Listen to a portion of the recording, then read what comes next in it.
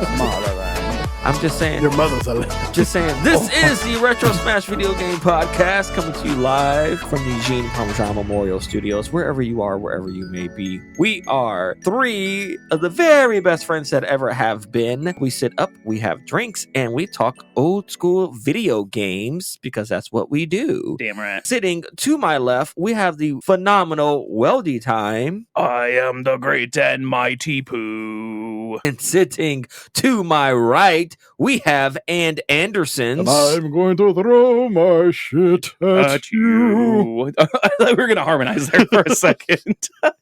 And I am your host, Ricky the Afro King. I don't have a funny thing today, unfortunately. Oh, because no. I'm a loser, and I didn't study for this episode. That's okay. Weldy, let's kick it off with you, bud. What's new in the world of Welderson since we last spoke 2 days ago. 48 hours ago? Yeah, since we last spoke 2 weeks and not 48 hours ago. Honestly, in the last 48 hours, I have been on a roller coaster tycoon kick. Hell, cool. And I don't know why. I think it's just like my classes at school, and there's marketing and public relations and stuff like that. And there's a lot of marketing in the roller coaster tycoon games. That makes sense. That makes sense. I get it. I was playing Roller Coaster Tycoon last night, and one of the scenarios, I had like an area that had already been kind of developed, like one giant roller coaster there, and it's right on the coastline. And I had like a grassy kind of knoll area. Was JFK coming by? I was waiting for that joke.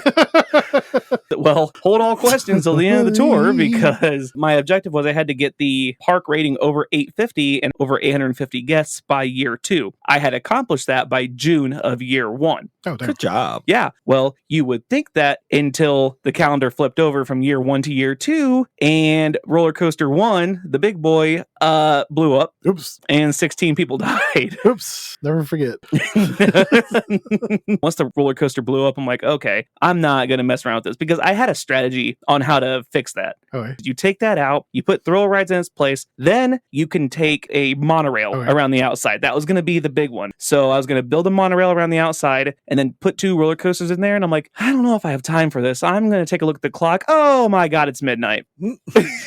So I had to stop playing, but I'm planning on playing a little more and doing some recordings for the YouTubes. So just keep an eye out for those. Ricky, how have you been in the last 48/2 weeks/48 hours since we last spoke? Since we last spoke, I have finished watching all of season 2 of Dan to Dan. Fantastic anime. Would highly recommend it. 10 out of 10. You can watch it on Netflix, Crunchyroll, and I'm pretty sure Hulu. That Hulu one I'm very questionable on. I also watched on September 23rd, Little Shop of Horrors. Yeah. Read me, Seymour! Which is an annual tradition in my household now with me and the missus, because the movie literally kicks off with on the 23rd day of September in a decade not too far off from one of our own. If you actually place it correctly, the 23rd of September is supposed to take place in like the Kennedy timeline, because they actually talk about how Kennedy addresses the nation after the freakish eclipse that brings Audrey 2 down to our planet. We watch it every year, the 23rd of September. So it's officially our horror movie season has kicked off now. Of course, you're listening to this and it's basically the end of October. I will say right now, happy Halloween. If you guys watched any great horror movies or played any great horror films, let us know, because I'm super interested in hearing what you got to say. However, I guess we should also listen to what Andy has to say about how he's doing. I've been watching Peacemaker, and I finally watched that Superman movie, which was all right. Fucking finally. What do you think of Peacemaker? Are you like Peacemaker's kicking ass. Season 2, yeah. Season 2? Okay. I only watched the first episode of season 2, and I feel really trashed because I should be like almost done with it, but... Well, by the time this episode drops, the season will be over. Yeah, so I got to catch up on that, and then I know that you watched The Boys. I know that season 2 of Gen V. Yep, I just finished, actually watched the first 2 episodes of that. Yeah, I feel like season 2 is not doing as hot as the first season was. I think you can only be so satirical or real life and be so funny until it's one of those actually happening.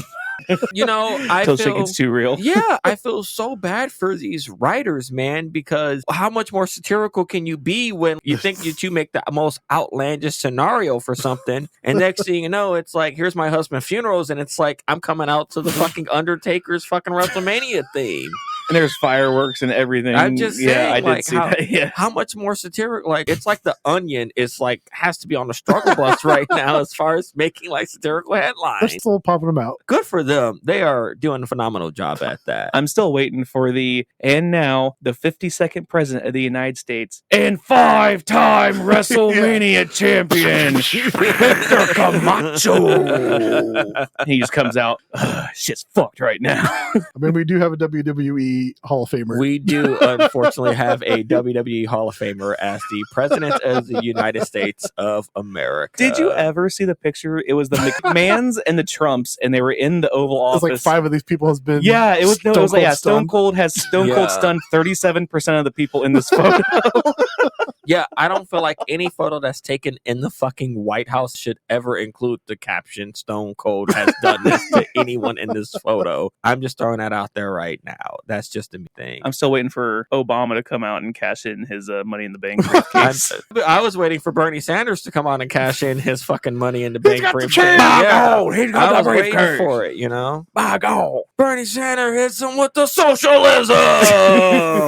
Before we get too much further into this, I'll catch it now before we go on. Weldy, what are you drinking tonight? At the plate right now is an Arizona premium spiked green tea with ginseng and honey iced tea. Not bad. It's 5% alcohol. I think I like the lemonade one better. Yeah. So this one's not too bad. It hits a little different. And then on deck, I have one of your metazoas with the cute little sloths on the front. Can't wait to crack into that one. Nice. Andy, what you got, bud? Well, I'm actually going to mix it up just a hair. I got the new Buzzball Grapes Gone Wild. Tastes like grape soda. It really doesn't. No, I thought it does. I thought it did. I thought it tasted just like the purple stuff in the back of the fridge, man. Yeah, get that Sunny D out Yo, of here. no, you beat me to the joke. And I also have an Arizona. At the last podcast, you heard there was like 3 accidental, not expired cases. So we'll probably be drinking that for a minute. By the time this comes out, they will be expired. So There probably won't be any more, so we'll be fine at that point. And then Ricky. Well, I am drinking the Cutwater Vodka Mules. They are 7% alcohol. These taste just like an actual fucking vodka mule. They are delicious as fuck. I will say that. My first one that I had was at a liquor store, and they had like a tasting for them. I told the lady when she gave me a sip, I was like, damn, that is muley as fuck. She asked me very specifically if she could take a picture and use that caption as the promotional material for So it. this is the second time this happened? That was like the first time around when like I actually had one. No, you had another one that you said you did a photo bomb for and you had a caption for him. Oh, well, who knows how many of these I've done. I'm an alcoholic, bud. are you guys ready for this week's game? Is it this or is it that? These jabronis have to choose. So we're going to get into an early happy time here. We're going to give a happy trails, not a melancholy happy trails, but a happy trails to Barry Manilow.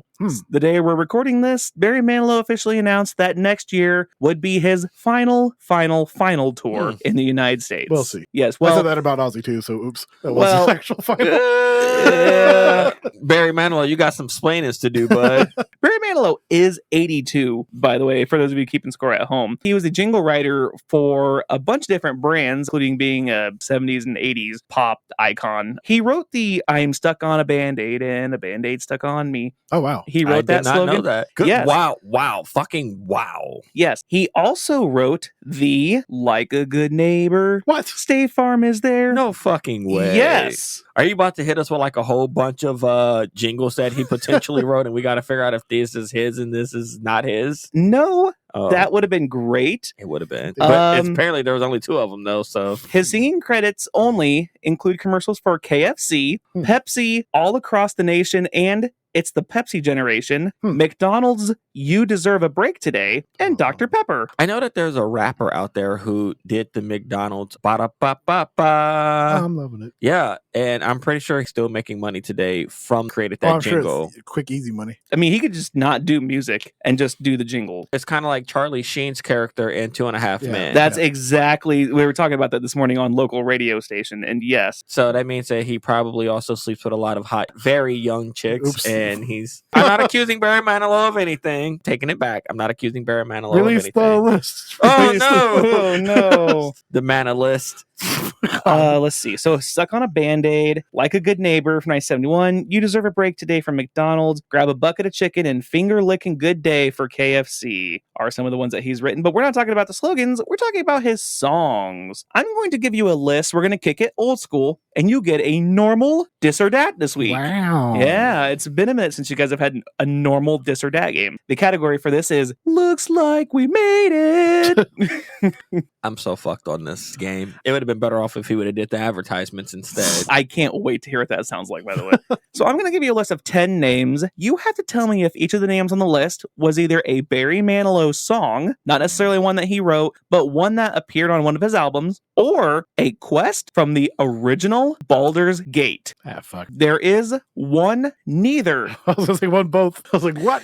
Okay. I got really close to a both, by the way. But no, there is one neither on here. Sniff out the neither for a point. Tell me what the neither is. I'll give you an additional point. Are you kids ready? No, but I guess I don't have a choice. All right, good luck. Here we go. Number 1, Samuel and Lena. That sounds like a song, so I'm going to say that it's a quest. I'm going with Quest also. 2 for 2. Good work, kids. Hey. Yes, it is a Baldur's Gate quest. Nicely done. Number 2, Joseph's Wife. Also Quest. Song. That is also a quest. Ah, The opening quest to Chapter 2. Number 3, Sweet Taste of Liberty. song. I'm going song. There is your neither. That makes sense, man, because that doesn't sound like anything Barry Manilow was singing, nor does it sound like anything that would be in a Baldur's Gate game. Well, what would it be in? What is it? Sweet Taste of Liberty? Fallout Quest. Okay. It'd be so wild if it was a Fallout quest. I'm going to say, GTA 4 quest. It is not a quest at all. Damn It it. was the third episode of How I Met Your Mother. Oh, Now, fuck. why is that oddly specific? I'm glad you asked. Barry Manilow showed up in the episode. No. Damn. it! God! I should have thought about that.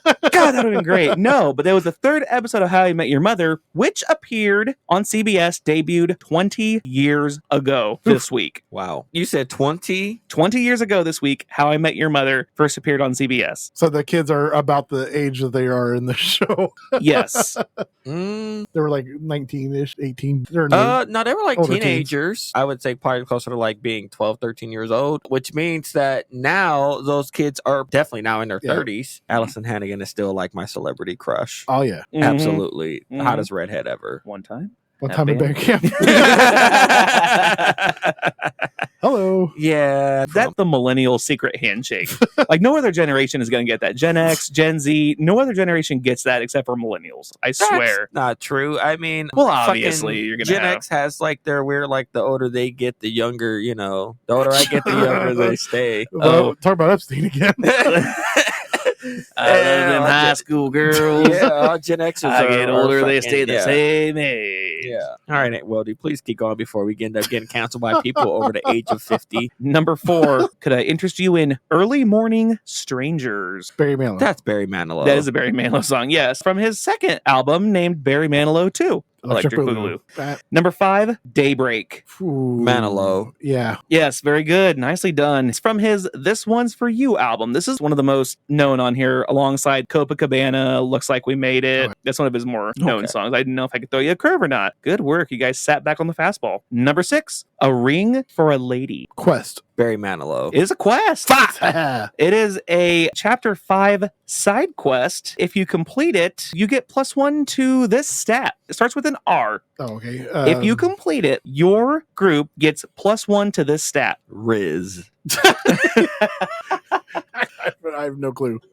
Reputation. Oh. You get 800 XP and +1 to your reputation. Yeah, same thing as Riz. Riz, yeah. Number 7, Sunrise. Manilow. I'm going to say Manilow. It is Barry Manilow. God, you guys are killing it. Good Hey. work. From his Even Now album. Number 8, Ghostly Nights in Fire Wine. Manilow. Quest. It is a quest. Shit. Now, this This one... sounded like a quest. That's what tossed me. Well, Ghostly Nights is spelled Knights. That's how I was able to throw the curve That's at you. actually exactly how I thought it was spelled too when you Oh, said it. Yeah. nice. Number 9, Heart of Steel. Ooh, this one's gonna toss me. Ooh, I'm going to say Quest. What's the scores right now? The score, Andy is up at 6. I'm at 5. So this will tie it. So this could be the... So it's a quest.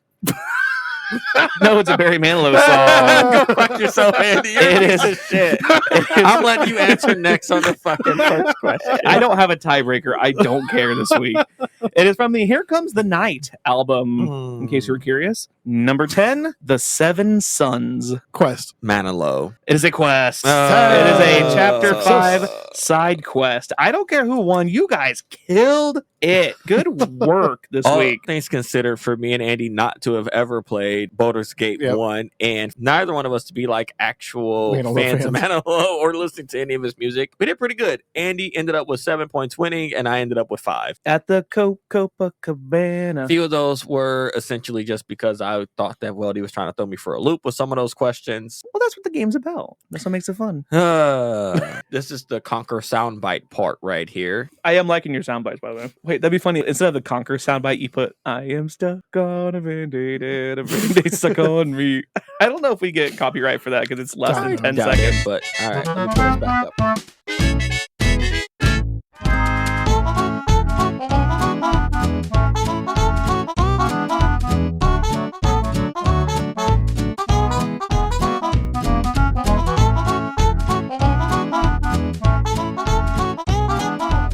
This week, we are talking about Conker's Bad Fur Day, which is a game some of you might have played originally back on Nintendo 64. Weldy, I understand that you have some very much hateration for this game, as you're not too thrilled about playing it when you did play it. So it's not hateration. It sure ain't celebration. Oh, okay. Conker's Bad Fur Day. It's a 2001 platform game developed by Rare for the N64. The game follows Conker, a greedy, hard-drinking red squirrel who must return home to his girlfriend Barry after an evening of heavily drinking at the local pub. He's just like me for real, though. Yeah, I was gonna say this is like an IRL quest for us, circa 2011. Boy, I've been there, man. Not 2011. This is like current day rate. This was like me 2 weeks ago. Did you enlist in the war? I did. I did. I enlisted in the war, and my liver has not forgiven me yet. The drinking war. Directed by Chris Saver, released March 5th, 2001 in America and April 6th, 2001 for the EU. It is a single-player platform action adventure game. It received heavy accolades. It got an 89% on game rankings, 92 out of 100 on Metacritic, 4 out of 5 from Allgame, GamePro, a hot 20 out of 20. Nice. GameSpot, a 9.3, IGN, a 9.9. Whoa, I wonder what they missed the point on. Out of 10. 10th of a point. Let's find out. I'd be okay with Conker's remake, honestly. I'll come to some fun facts on that later. Hey. There was a re-release, but re-releases are garbage. Actually, this one was better than the original. Oh, well, shit. They deleted a lot of the bullshit that Weldy's probably going to be mad about later. Oh, well, Weldy's mad about everything, so... I'm not. He's literally like one of the fucking grumpy old men from Two Grumpy Old Men. Was he Walter Matthau? I'm Walter Matthau. Jack Lemmon. Yeah, I'm more of a Walter Matthau guy. Weldy is literally fucking Clint Eastwood from Gran Torino. Get off my property. He is, get off my property. Weldy is... Don't touch my car. Yeah, he is like about 2 years away from yelling fucking racial slurs at people being on his property. Jesus Christ, but no one can fucking even walk on your property with that tree out there. Get off my sidewalk. So the bottom line for the IGN rating gave it a 10 out of 10 on presentation, 10 out of 10 on graphics, sound, and gameplay, 8.0 on lasting appeal. It says 15 hours and you're probably done. Yeah.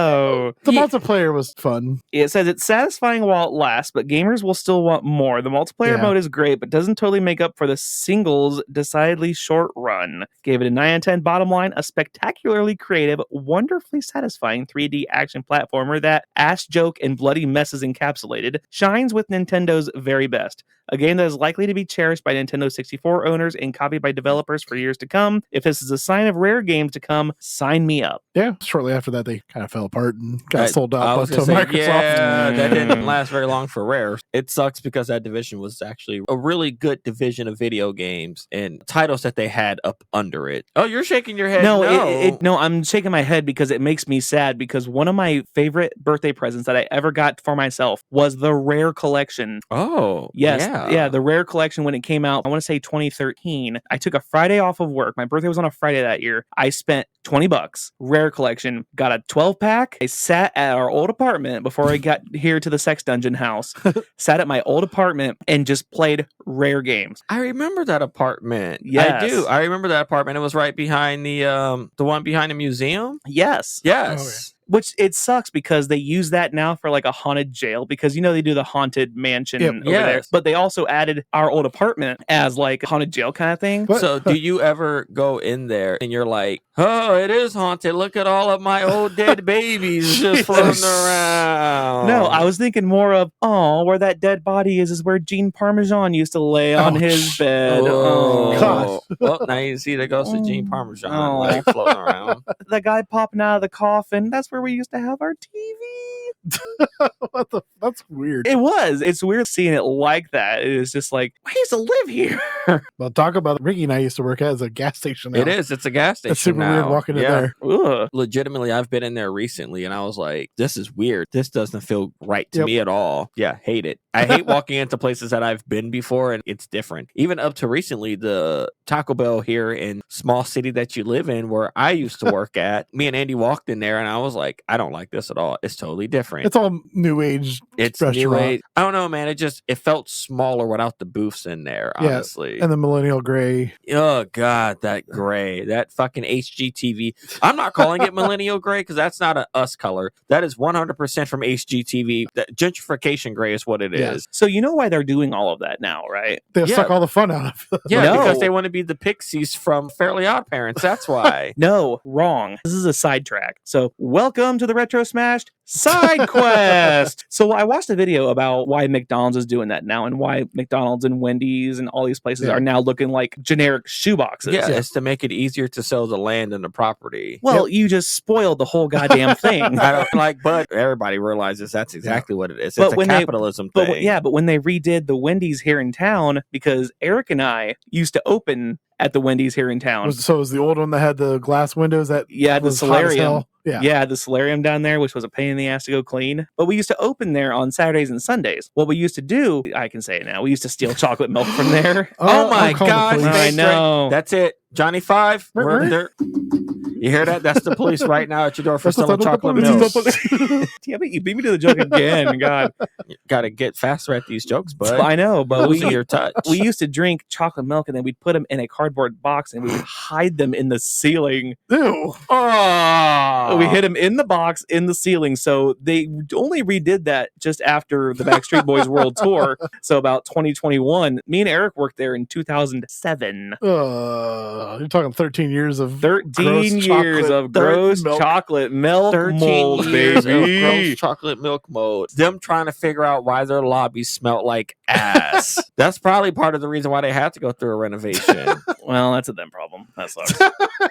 Fair enough. I won't say anything with all the things that I've done in fast food restaurants. So, oops. I mean, you guys have heard most of those fucking things. So the worst thing I ever did is we had the Wendy's cut out that you could put your face in the Wendy. And you put your face in where Wendy's. Yeah, you put your face in there, and I see all these people putting their face in there, and what they don't know was that at like 12:30 at night. Oh, we guys putting your fucking penises inside of my it? ass cheeks, but yes.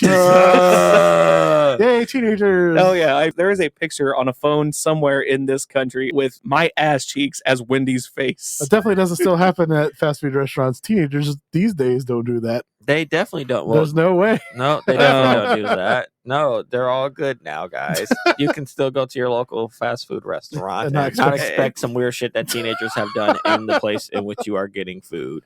Ass cheek pictures and chocolate milk in the ceiling. I won't comment on all the things that Andy and myself did working at Taco Bell or Little Caesars. Actually, we didn't do anything at Little Caesars because Andy was actually in charge and had to be responsible.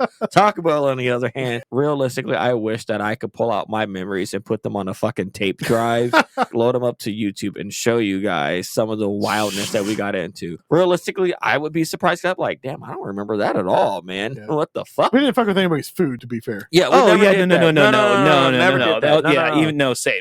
It was always more so fucking with each other, such as like doing the whole salt and ice thing in the hand, or getting drunk on the clock, or getting drunk on the clock, or just chasing each other around, doing dumb shit like that, or hitting on people, or convincing other people that they were getting hit on by somebody, so then they could try to hit on them back, and they'd be like feeling so weird and awkward. That shit was fun. No, that shit sucked. That happened to me once. My boss told me that chick in the window totally wants you. And no way. It's like, yeah, get her number. And I did ask for her number. She fucking gave me her number. Well, then, yeah, what's fuck? Yeah, what the fuck? Why were you? Your boss was being chill. I know, my boss, my wingman. That was cool. But I was like, there's no way that chick's out of my league. And she was like, all for like, 701. I'm like, what? 8675309. I got a number on the wall. Don't worry. I convinced Scott. Scott just about had a whole heart attack at work once because he came into work and some chick like flashed him. I was like, Scott, you got to get her number. And he ran straight to the back and was like, dude, I don't want to work anymore.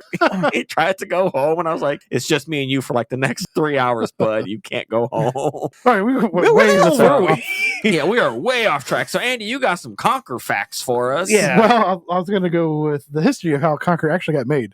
Oh, go for it. Which is kind of a weird story, to be honest. Because you go in from a kid game to a very adult game. So was this supposed to be like Nintendo's answer to Sonic, essentially? Like not quite. Maybe not Sonic, but maybe like Crash, like PlayStation's Crash. No, Mario 64 was already out at this point. But Diddy Kong Racing back in 1997. Damn. Introduced Conker and Banjo. Oh, shit. For the upcoming titles, Banjo-Kazooie and Conker's Quest. Banjo-Kazooie released a year later, 1998. In Conker's Quest, Conker and playable at the time Barry, his girlfriend, which shows up later in the actual series. That is one hot squirrel. Yeah, creepio. Whatever, man. It ain't to be fair, I had a crush on Donkey Kong's girlfriend at the time, too. I thought you were about to say you had a crush on Slappy Squirrel from the anime. What the fuck? Look, hear me out. That is what? That's Slappy is your ultimate hear me out. Look, hear me out. That's it. No more Ricky's resume. I'm done with the Ricky's resume. From now on, it's going to be hear me out.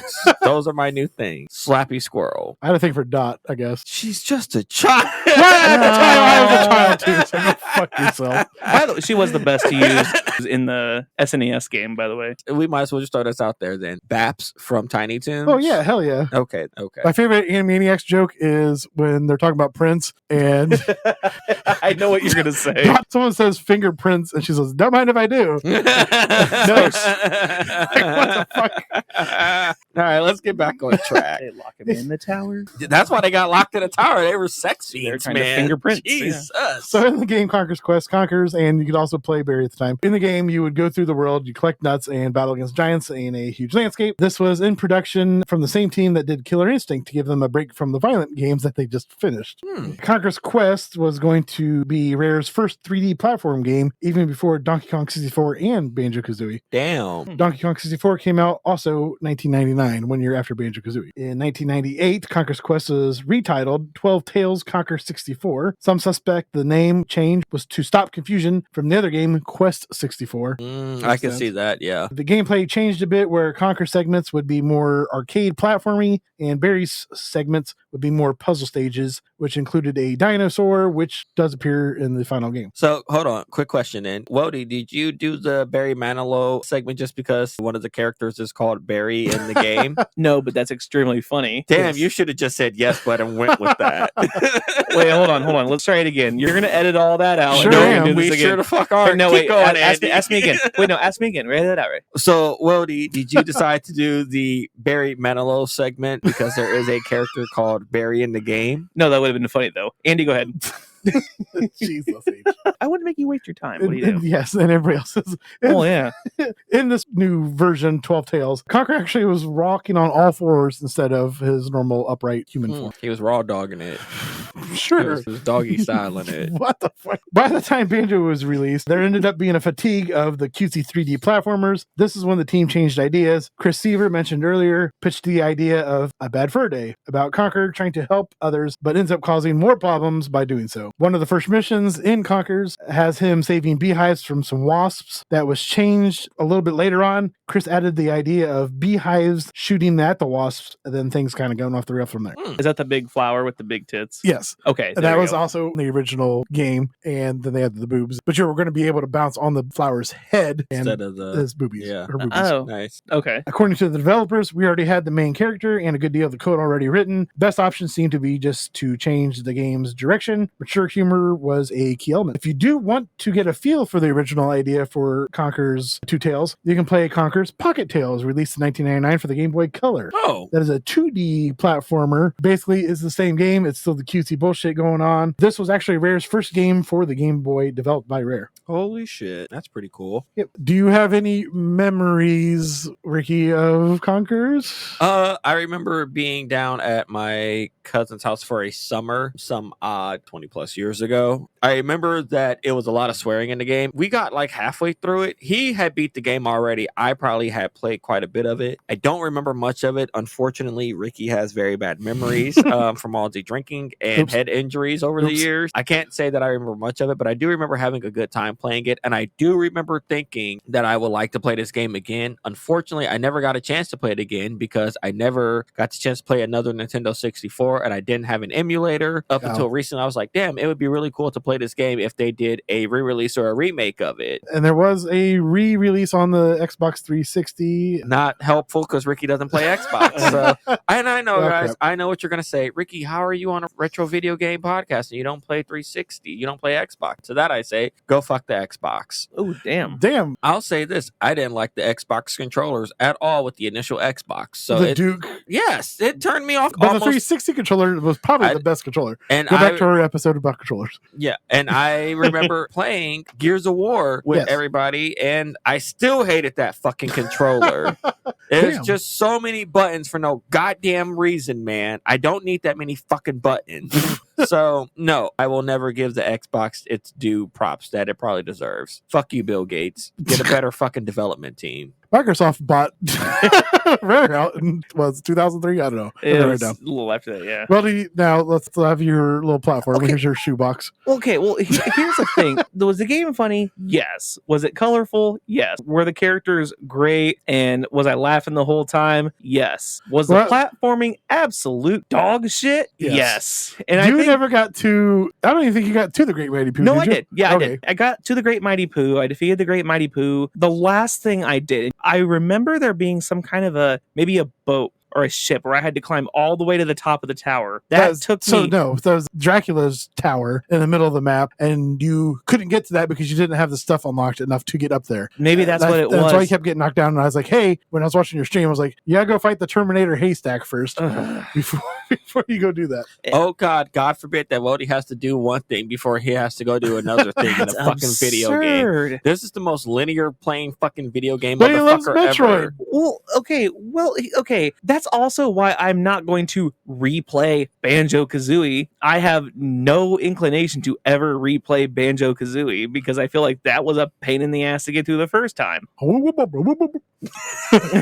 Maybe we should do a Banjo-Kazooie episode too. I'm gonna be honest, I never played it. Again, fun, funny, colorful characters, but it's like, God, I don't know. For some reason, all those games between 97 and 2001, it's all cutesy platformers, and that's where Conkers comes in because they're like, we're mixing this bitch up, we're making this more adult. Well, you can make it anything you want. You can put any theme on it. Platforming it's in the general. gameplay. 3D platformers. I think I've said this before about another game. It looks cool. It feels great. It's got style, but the problem is you got to play the damn game. I know I'm going to get you just go get good, scrub. I spent 2 hours on that goddamn tower, and I was just getting mad. I'm like, everybody in chat was like, get off. There's no amount of shit jokes and boob jokes at that point that was going to make me want to keep playing. Nah, I don't know, man. I think I'd give it another shot. But I think for you personally, for what I have seen you do gaming-wise, one, if it's an RPG, the minute you got to do anything quest-wise, you're like, I want off of this ride. And two, the minute you have to do any platforming game where you have to go and do another quest before you have to do another quest, you are also like, fuck this game. I just want to smash my way through through it as linearly as possible. And some games just aren't built that way. It's like how Andy is when it comes to open worlds. He's like, I'm going to break the game and I'm just going to jump up over this fucking mountain. No joke. Me and a group of friends who lived with Andy literally watched him try to climb a mountain for like 30 minutes in Fallout. And he just kept falling back, sliding back down and sliding back down. And he's like, I'm going to fucking do it. Just keep jumping up. Just keep jumping up with his fucking sledgehammer in hand. Cause did I don't know, man. I went to my room after a while. I said, this ain't fucking worth it. I'm not drunk enough for this. So I grabbed some beers and went down to my room and tried to call somebody up. So I was like, that'll be more entertaining than watching Andy do this for like the next hour. Here's the thing. You're going to learn something about me today. One of my least favorite board games that I hate. Catan? Yes. I fucking hate Settlers of Catan. I hate that game. And you know why? Because when we played it, I remember I played it with Eric and the boys, and we played Settlers of Catan, and I remember I played it for an hour. 3 minutes was spent listening to the rules. 57 minutes was spent being told things that I'm not allowed to do. You can't do this. You can't go here. You can't do this. As a speedrunner, I'm like, oh no, I want to get here. I want to be able to do this. This is why I went back and listened to the God of War episode. That jewel on the back of the head of the three judges. Yes, that pissed me off. I'm like, you made it like that just so I could spend 40 minutes on it? And of course, my brain is I'm going to be stuck on it because I'm like, oh, now I'm going to do this. That's why in Fallout 4, I'm like, oh, easily distracted. If I go to that building in the distance, I'm like, I bet you there's something cool in there. I'm going to bring up you have ADHD. You're probably right. Mrs. Weldy, unfortunately, I think you should not have eaten all those Tylenols while you were pregnant with baby Weldy time. I think you should have taken it easy. That's autism. How do we know he doesn't have that also? How do we know that they're not going to connect that to ADHD as well? Jesus. If everybody in the U.S. that took Tylenol had autism, we'd have a fucking mass train transit system in the U.S. God. Weldy, don't play with me. All right I now. have to say is, Bud, if you're feeling the ADHD, maybe, just maybe, we need to put you back on Ritalin, Bud. Okay, listen, I'm going to pop this. You got to take I'm some going to pop Ritalin. this, and I'm going to say I hate being told things that I cannot do. It's a game. You should be able to do anything. That is why I fucking hated Metroid Dread. I'm just going to I hated Metroid Dread because, no, I'm not listening to you right now because I'm saying I hated Metroid Dread. I'm saying I hated Metroid Dread because I sequence broke that fucking game and I got Powerbomb early. So now I like games that let you break the games, but that's just me. I love breaking games. But what happened was I got those power bombs and the game said, you have acquired something that you cannot use yet. Oh, that's I bullshit. said, fuck this. That's shitty. That's so they didn't give bullshit. it to you? I had to save it until I got a power bomb something or another. I don't know. Oh. Again, another game I got pissed off at. I played it once all the way through. Don't think I want to do it again. Starting it out here right now. I just want you to understand how you sound. This is me, one of your loving best friends, a black male, telling you how you sound. As a white male, the look on his face right now, guys, I wish y'all could see this. Him being told what he can and cannot do just sounds incredibly aggressively angry white man right now. And I'm sure that Weldy is going to stab me momentarily because that is the look he gave me and he knew where I was going with that joke. Simple. It's not even a thing of being told what to do. I'm talking just video games. It's fucking poor ass video game development. It just is. I'm sorry. If I see something, I need to get it. I need to get up there. I want to be able to get there. Or at least give you some sort of like, hey, you can't do anything with this till later. Exactly. Like the original, it's like Super Metroid, you knew the red gates, you can't go through those things until you find out what the hell it is. You can't do that, but you find that on your own. The game doesn't tell you that. Yeah. It's just like the game doesn't tell me in Mega Man what the boss pattern is. You have to find that out. If I shoot ice at Storm Eagle, it's only going to take out one. It's like, I have to learn that on my own. But the game's not letting me get somewhere because I don't have something. It's like, you can try it. If you fail, you fail. So I know like a very long time ago. And the Prima guides let you know where well, the Prima guides, but I was going to say, when you buy the game, I thought inside the instruction packet, sometimes they give you like instructions on boss patterns and things of that nature. So I wasn't sure if potentially that might have been Depends a on thing the for game. Mega Man. I saw a meme that had the food critic guy from Ratatouille talking to Remy. And instead of his normal, if I don't like it, I don't chew or whatever, it says, I don't learn boss patterns. I don't level up. I blitz through it. and if I die, I do it again.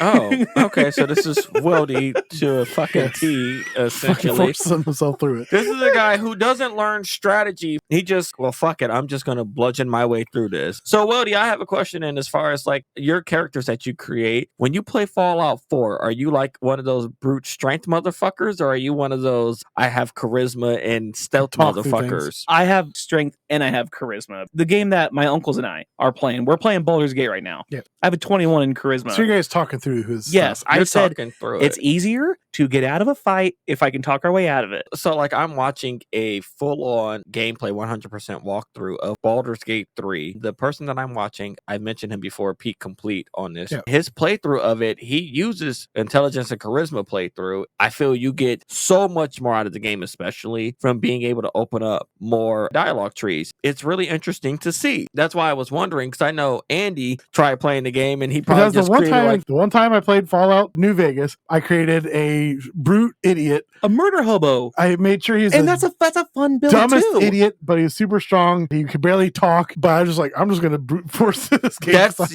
He's so mad that we bring this up, but I don't normally play the game like that. But the game does not tell you if you're an idiot. Yeah, the game doesn't say, "Oh, you can't play." I'm going to bring this whole conversation full circle. The game doesn't tell you can't do it. Yeah. But there are like special achievements and trophies for just being a blunt idiot and just trying to blunt force your way through the game. However, I think that's also the same way as just doing the evil playthrough. Like maybe you should do like a solid good playthrough first before you try. If the game allows me to do different modes, then I'm just going to pick the one I want to play at the time. Fallout 3, I was a talkative dude. I talked my way out of stuff. Fallout 4, I was a stealth guy. So I was just sneaking up on everybody. I would steal people's power armor while they were in it. That's pretty, yeah. Honestly, that's pretty funny because I did the same thing in Fallout 4. I think we have gotten way off track. No, the bottom line is I liked the game. The characters are funny. It's very well built. The storyline is hysterical, but I think that one part maybe it's just that one part that I got pissed off at and just soured it for me. Yes, I think if you got past that part, you would love the game. The gameplay does change a little bit further into the game. There's a Matrix level where you're behind a pillar where you're dodging bullets and you slow-mo jump from one pillar to the other pillar. You can Max Payne style kill people as you're dodging the bullets. See, that would be pretty fucking nifty. Weldy, I think you should get this game another shot. I think I should too, which by the way, we're talking about Baldur's Gate 3. There's a point where I tried to boot people off the side and there's an invisible wall there. That's weird. Because I thought Baldur's Gate 3 you can just absolutely kick people off this cliff. No, not me, not all of them. Because I'm playing as a warlock, so I have high charisma, but I don't have a super high intelligence. I have an Eldritch Blast that has pushback. If somebody's near a lava pit, I'm like, I'm going to boot these two into the lava pit. They go backwards and there's an invisible wall because I get like 6 meters of pushback with this thing. This is bullshit. That is like so wild because the playthrough that I've been watching, motherfucker, he like kicked everybody off the damn cliff. Yeah, well, like he like booted a few people off of a fucking bridge. Fucking great. And he's like, this is an achievement. It's like killing someone by them falling to their death. My uncle is the brute in our playthrough. He's playing as the ultimate warrior. He looks just like him and he just basically like suplexes people. Yes, that's funny. It's hysterical, but he will kick people into the abyss. I'm like, why can't my Eldritch Blast do that? That's bullshit. Oh, maybe there's some weird thing with the blast. Maybe, who knows? Just another game telling Weldy he can't do something. Just another manic Monday. So, my memories. I'm going to shout out Justin. Him and I used to play the hell out of the Frenchies versus the Teddies game. Him and I would just line up with the sniper rifles and just blast fucking dudes. Because you pop their head and the teddy bears were stuffed animals and the cotton would just shoot out the top. Hilarious. I definitely think you should at least give it a second try. If you can get to the Terminator part, that's where the jokes start picking up. You can deal with this stupid twirl your tails shit. Those are I also suck at video games, so that's not a... But the game's not that hard. There's definitely cheats you can type into, and maybe that'll help the game out a little bit. It gets a solid L on the Weldy scale. Big ouch. And I think it's just because I got stuck on that. That's a mid. That's a mid. I mean, it's not that bad. What is the L? Like, yeah, he likes it. It could have been a lot worse. He could have gave it a Y and said you're better off playing something else.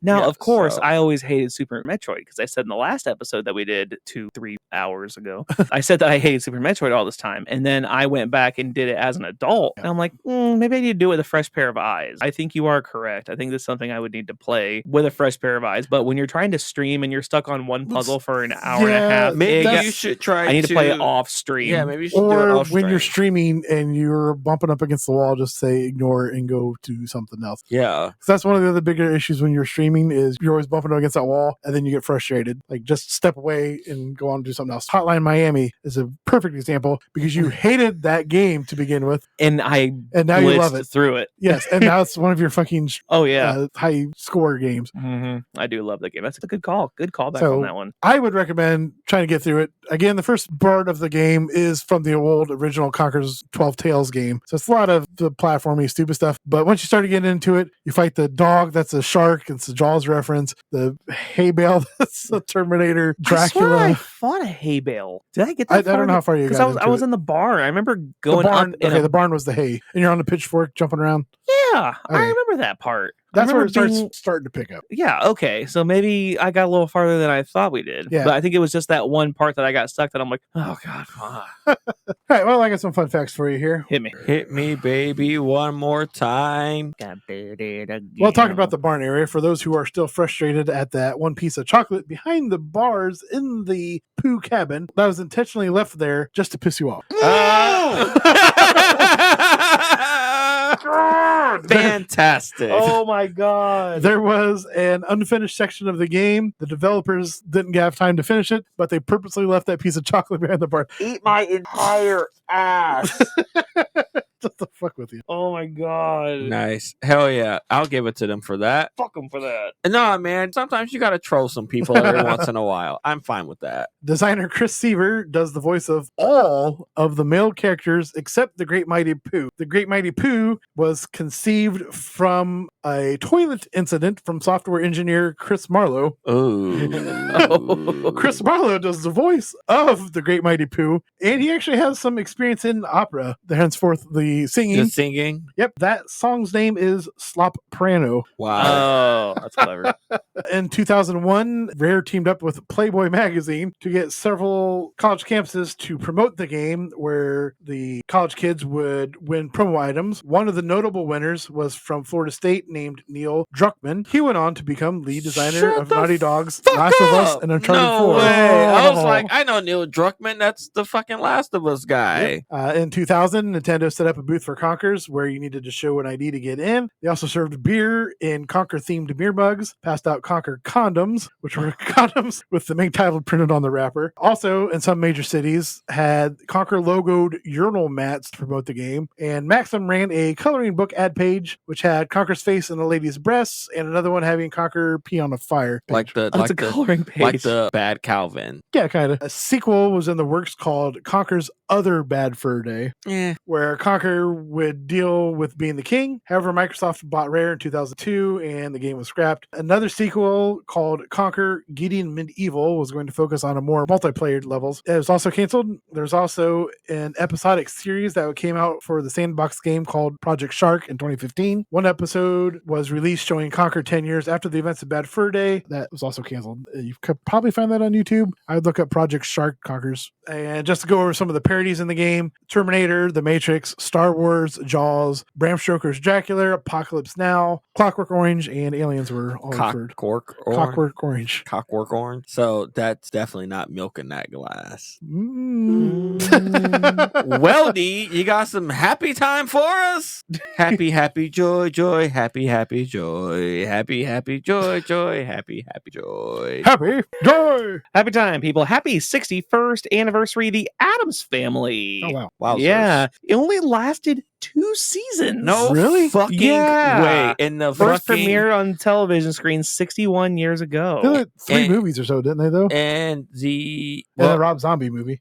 What? Wait, you said Addams Family or Monsters? Addams Family. Oh, okay, sorry. No, that's so crazy considering the lasting cultural impact that it has had for like the last. Currently, they got Wednesday. Yeah, Wednesday. Yeah. Well, it's like Mr. Bean. Like Mr. Bean is everywhere. Everybody loves him. Mr. Bean was only 1 season of 14 episodes. Damn. Shit. What a But character. everybody feels like they watched 28 seasons of it. Well, I mean, because the character's been around in pop culture for fucking ever, man. That's why. Also, people like clip a bunch of the fucking episodes to fit shit. just for jokes. I mean, you got gifts to live off of forever for one fucking season. Oh, yeah. There was a meme farm. Yeah. Happy 70th anniversary. Speedy Gonzales was first introduced by Looney Tunes and released in theaters 70 years ago. I'm pretty sure that character's dead now. Yeah. Like, flat out dead, as it was a very racist interpretation of Hispanic culture. And, Very. His brother Slow-Mo. Yeah, and his brother Slow-Mo, yes. Super canceled. Yeah, super canceled. I think so. Pepe's got canceled too, didn't he? Pepe yeah. Le Pew. Yeah, he was he was a fucking assault. He was a French sexual sexual assaulter. assaulter. Yes. Are you kidding me? Yeah, man, you just can't go around and be like,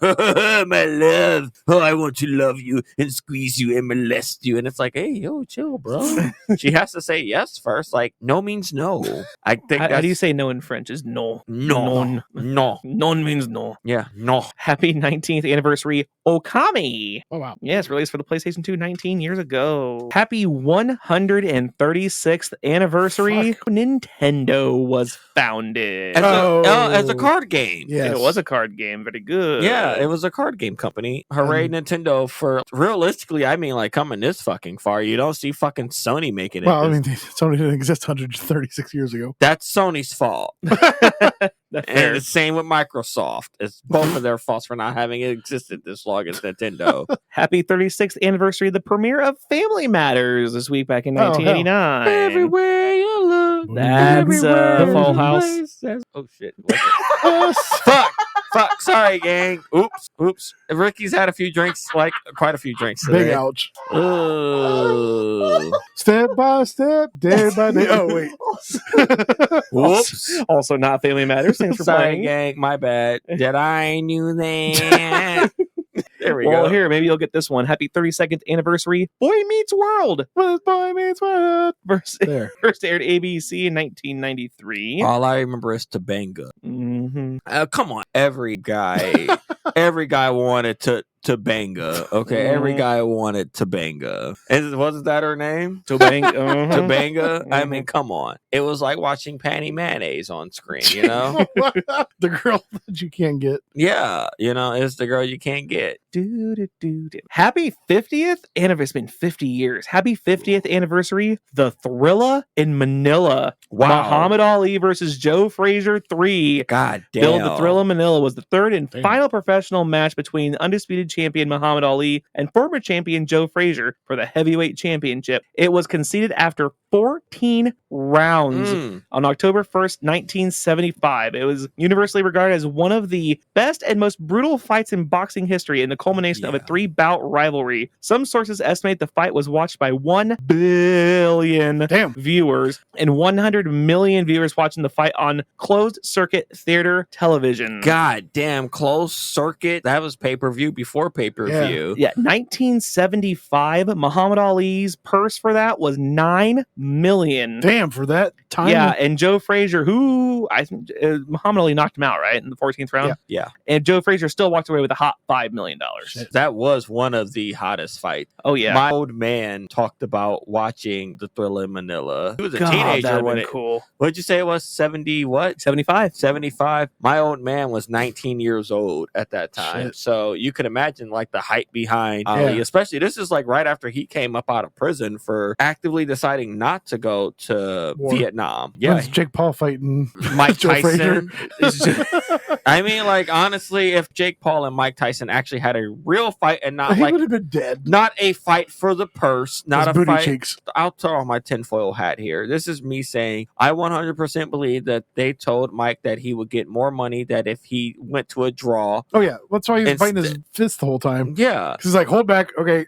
Yeah, I think that they told him he'd get a bigger purse to make Jake Paul look like a better fighter. They were like, well, you can get this much for kicking his ass or you can get this much for going to a draw. Mike was like, well, fuck it. I could go for a $10 million payday instead of probably like a $5 million payday. Honestly, I would have took the $5 million payday and I would have dislocated that motherfucker's jaw because I have principles. But you do you, Mike. I mean, it ain't like you listen to this podcast, so... He's going to be knocking on our door next. Oh, yeah, you're going to show up. You're going to hang over me? Is that what you're going to gonna do? I'm so scared, bud. I'm kick you in the dick so hard. I will say Mike Tyson circa 1992 on a mountain of cocaine might be what's the old kill a cocaine bear. Oh yeah. Yeah, absolutely. What's the question? Who would win in a fight, 100 men versus one bear? We don't even need 100 men to send out 1992 Mike Tyson on a mountain of cocaine. Are you kidding me? He wanted to pay a zoo $10,000 to get into an enclosure with a grizzly bear. I think Tyson would have won too. I don't doubt that Tyson would have put up a good fight. I don't care what anybody says. The Grizzlies always going to win. It's Kuma versus Tyson. It's Tyson it's like Kuma versus fucking King. Yeah. I'm just being for real, guys. No matter what you say, the Bears always almost going to win. Almost guaranteed. Would you rather be in the woods with Tyson or a man? No.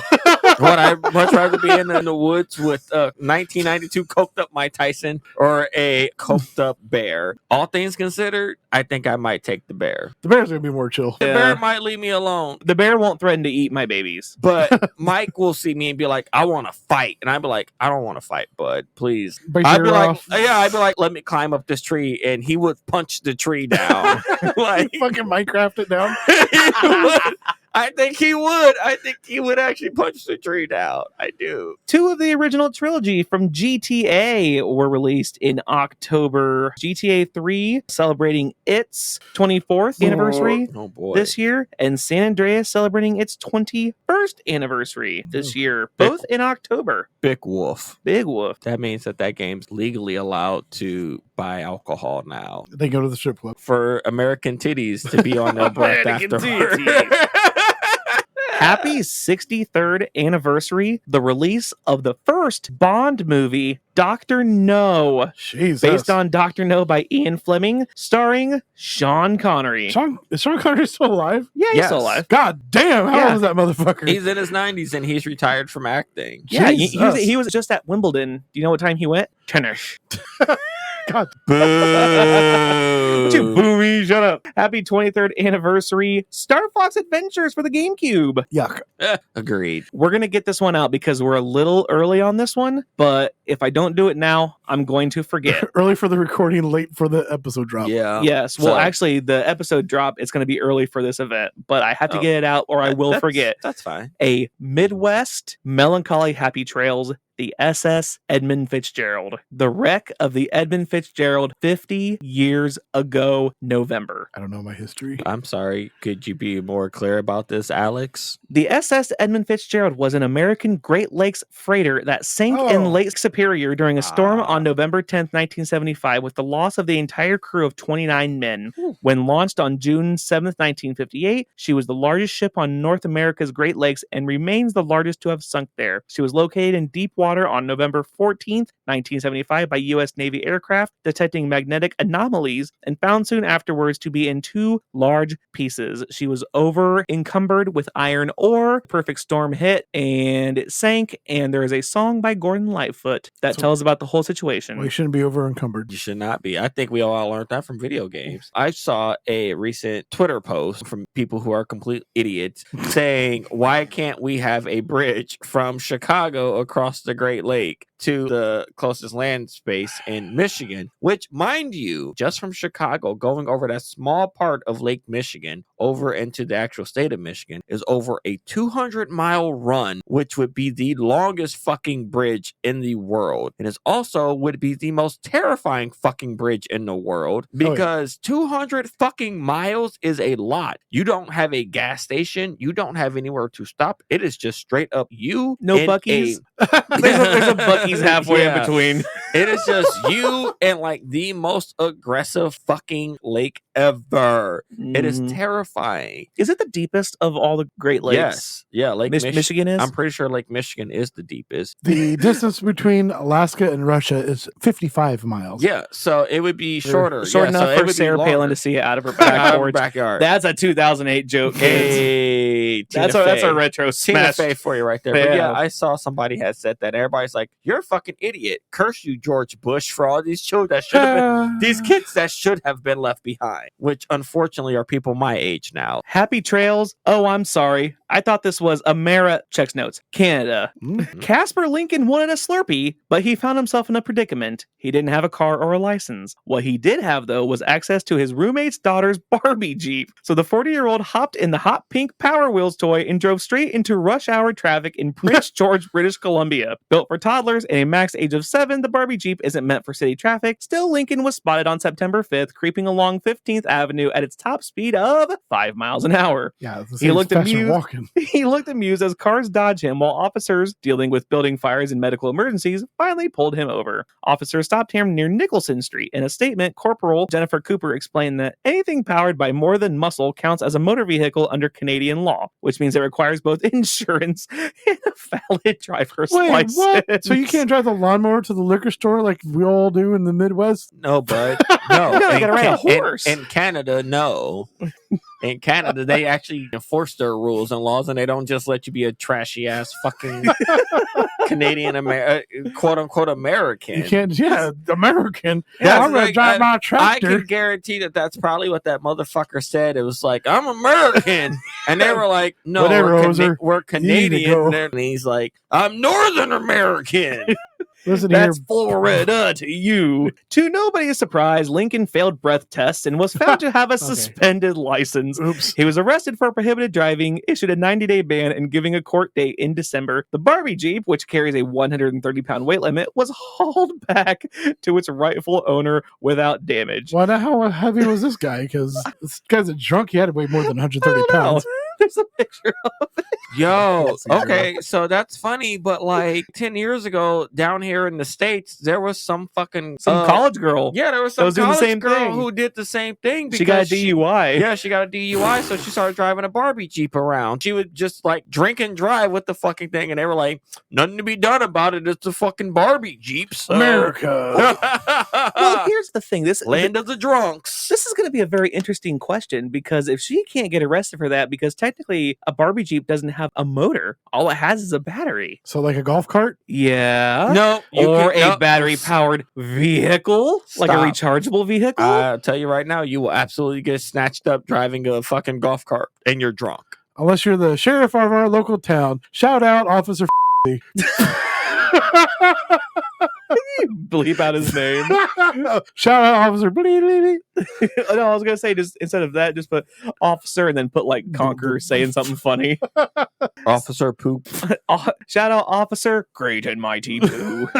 Speaking with CBC News after his release, Lincoln laughed about the whole thing. He said he had planned to walk with a friend to get Slurpee, but quote, got lazy and decided to drive the toy car instead. Quote, I've never drove it before, he added. I was using the hand signals and everything. Whatever. I'm going to throw this out there. Again, he could have walked. It'd have been faster. The driving it, I feel like that just took like 3 times as long. And probably he said that he was tired and didn't feel like walking. But like, the thing's 130-pound weight limit. He probably was over 130. And yeah, and it probably went miles. from like 5 miles to like fucking 2 miles. Well, the walking speed is what, 3.5? Like if you're not hauling, but if you're making good speed, that's 3.5 mile an hour. Barbie Jeep's going to be a little faster than that. Unless he's over the weight. If he's over the weight, it's probably weighing it down. My ass would weigh it down. You're probably what, 140 holding a bag of wrenches? I am not. I am. You're gonna make me say no. this I'm not. No, I'm just saying. Well, you're skinnier than us. You're skinnier than I us. would weigh the Barbie Jeep down. I mean, I'm a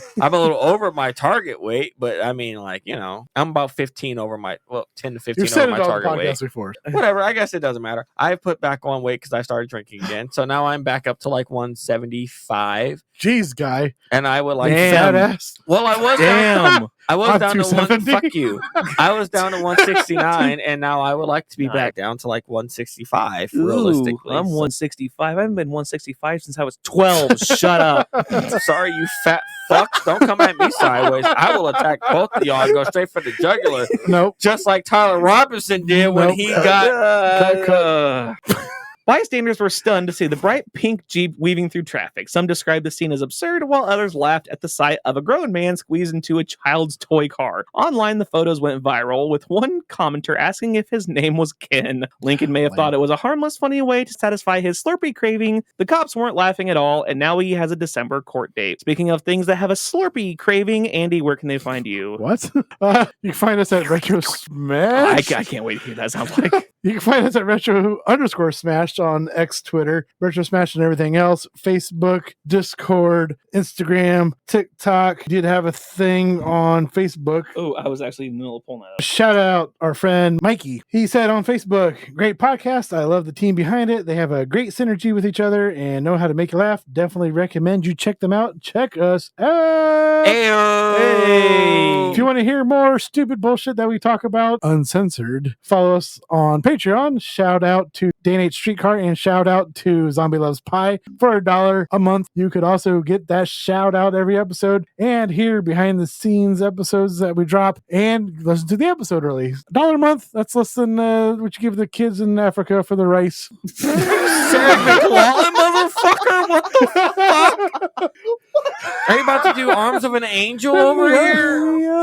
Arms of an Angel. 2 a.m., guys. And you wake up and you're like, "Huh, what the fuck is going on?" And you just look and you see the dogs are like in the cages and they're crying, and you hear the children in Africa and you see them with the flies on their eyes, and you're like, "Hey, look at them! Look at me! For I'm just on a horse. 30 for just 30 cents a day, you too can be a horse." Send us emails, send us hate mail because that'd be fun. That would be fun. Send us emails at retrosmash@gmail.com, retrosmash@gmail.com, retrosmash@gmail.com. Ricky, are you on the internet? Am I on the internet? I am on the internet. You can find me on Twitter at AfroKing89. You can find me on Blue Sky at RickyMJ89. I remembered it this time. I didn't even have to look it up. You can find me and Andy's old YouTube channel. It's the Afro King, where we reviewed black movies because that's what I thought was best at the time. I still think that's what's best at the time because there are so few people who actually reviewed black movies. I'm going to say one split second of a thing. Fuck the nostalgia critic. I guarantee that motherfucker stole the clip that we sent to him. Ricky and I did a review for Coming to America. Granted, at the time we were using shitty stuff, production equipment, but the video that we sent him, he did a review of, I don't know what it was. Eddie Murphy movie. And he used the clip that we sent him of Coming to America in our shitty quality version in his episode of whatever that episode of the Nostalgia Critic was. So I know he saw that. Oh, damn. And he never said anything. And he never said anything. And also fuck Nostalgia Critic because he fucked over Phalis and Lindsay and a bunch of other people. Todd in the Shadows. Fuck you. Wow. Andy really went on a rant. Unshout out the Nostalgia Critic. Oh, wow. I'm putting it on the list. Oh, we're on the list? I didn't know that we had beef with the Nostalgia Critic and we were still trying to get the Angry Video Game Nerd. Now, James Rolfe, you're still cool. Hit us up. I sent you an email. Still unread. He left us on. He did. I might have sent it to a wrong email address. I don't know. I don't even know if that email address I had was real. Fine. It's fine. Well, I'm going to get him on the podcast. I think that'd be a fun episode. It would be very fun. I wrote you twice. Still ain't calling. Oh, boy. Andy's about to turn into Stan over here on us. Dear Mister, I'm too good to write his fans. Just to get back on track here with your Rickster. I will say, recently I did put up a post on my personal Facebook page where I asked all of my personal friends if they wanted to be on the podcast. It'd be fantastic for them to talk about a video game that they love so dearly, and we've got quite a few hits, one of which we will be doing in November. Look out for our Halo episode in mid-November with one of our closest friends who is also an artist who has done a bunch of the artwork around local town. Yeah, around the whole entire city in which Weldy lives in. So we're incredibly excited to have him on. I'm trying to lock in a few more people for a few different episodes for the future. So I am actually putting in some sort of work for us as far as the podcast go and Ricky being on social media. You got the hiccups? I have the hiccups. I'm also sleepy. Guys, it's been a day.